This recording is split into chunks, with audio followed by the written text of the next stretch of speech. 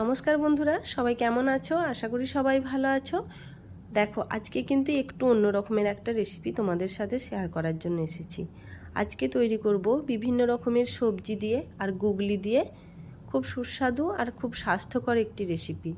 গুগলিকে অনেকে জল মাংসও বলে থাকে। তোমরা কিন্তু আমাকে অবশ্যই কমেন্টে জানাবে তোমরা গুগলিকে কে কী নামে, তোমাদের ওখানে আর কি গুগলিকে কে কী নামে বলে থাকো, আমাকে অবশ্যই কমেন্টে জানাতে ভুলবে না।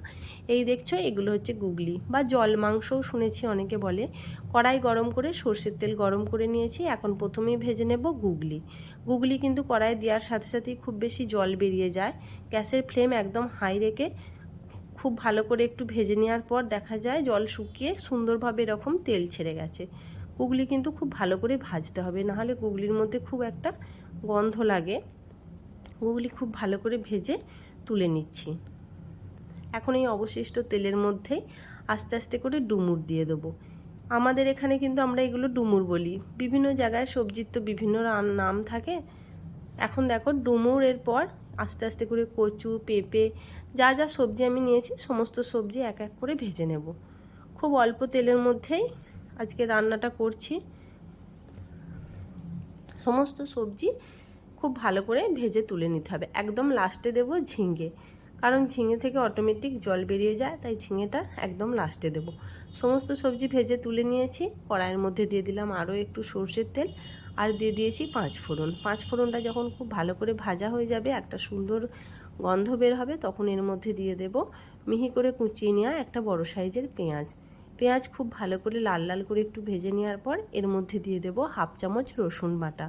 রসুনটাও পেঁয়াজের সাথে খুব ভালো করে ভাজতে হবে। যখন রসুনের কাঁচা গন্ধ কেটে যাবে, তখন এর মধ্যে দিয়ে দেব বাকি অন্যান্য মশলাগুলো।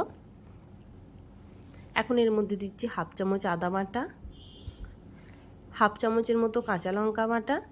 তোমরা চাইলে এখানে লাল লঙ্কার গুঁড়োও ইউজ করতে পারো, আমি কাঁচা লঙ্কা বাটা দিয়ে রান্নাটা করছি। আর দিচ্ছি 1 চামচের মতো জিরে গুঁড়ো, হলুদ গুঁড়ো আর পরিমাণ মতো লবণটাও এখনই দিয়ে দিচ্ছি। সমস্ত কিছু মশলা খুব ভালো করে ভেজে নেব। তেলটা কিন্তু দেখছো একদম খুব কম তেলেই আজকে আমি রান্নাটা করছি। এই ধরনের সবজি দিয়ে গুগলির এই যে রান্না, এগুলো কিন্তু আমরা সাধারণত রোগীর পথ্য হিসাবেই বাড়িতে খেয়ে থাকি। আর কিন্তু খুব ভালো লাগে, যে তোমরা অবশ্যই এরকমভাবে তৈরি করে দেখো, খুব ভালো লাগে। মশলাটা খুব ভালো করে কষিয়ে নিলাম। যেহেতু তেলটা অল্প আছে, তাই একটু জল দিয়ে দিয়ে মশলাটা কষিয়ে নিচ্ছি। টমেটোটা একদম গলা গলা করে রান্না করতে হবে, তাহলে সুন্দর তরকারিটা একটা কালার আসবে। টমেটোর অটোমেটিক যে একটা লাল রঙ আছে, সেটা কিন্তু তরকারিটার মধ্যে আসবে।